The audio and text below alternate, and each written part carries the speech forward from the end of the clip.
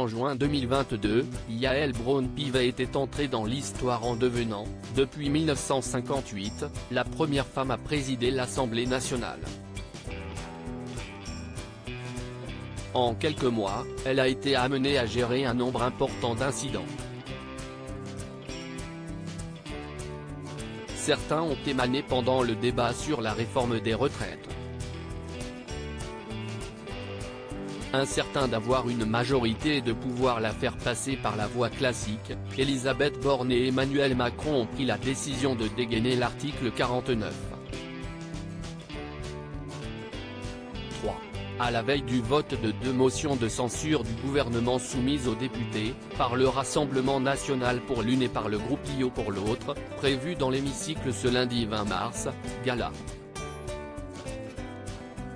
FR propose de revenir sur la carrière de cette femme politique, mais aussi de faire le point sur ce que l'on sait de sa vie privée. À 51 ans, l'avocate pénaliste est une macroniste de la première heure. Yael Braun-Pivet a rallié Emmanuel Macron au lendemain de la création de La République En Marche, LREM. Brièvement nommée ministre des Outre-mer dans le gouvernement d'Elisabeth Borne le 20 mai dernier, la candidate à la plus haute fonction de l'hémicycle est l'épouse de Vianney Pivet, cadre chez L'Oréal. Ils ont 5 enfants. Une famille pour laquelle la politique n'a pas hésité à mettre sa carrière en jachère. Dès 2003, alors que les jeunes mariés ont déjà donné naissance à 2 enfants, le patriarche des Pivet est muté à Taipei, la capitale de Taïwan. Ni une ni deux, Yael Braun-Pivet démissionnée le suit. 2 ans plus tard, la tribu expatriée déménage à Tokyo, Japon. Le couple y restera 5 ans. Il y deviendra parent de 2 autres enfants. Ce qui n'empêche pas Yael Braun-Pivet d'amorcer sa carrière politique. Dans les années 2000, malgré la distance, elle devient trésorière du Parti socialiste. Quelques années plus tard, en 2012, leur foyer se réinstalle en France, après 2 ans d'escale au Portugal. En retrouvant le sol français, Yael Braun-Pivet s'engage dans la vie associative. Comme le soulignait l'OP en juillet 2017, elle est alors bénévole à plein temps au Resto du Cœur.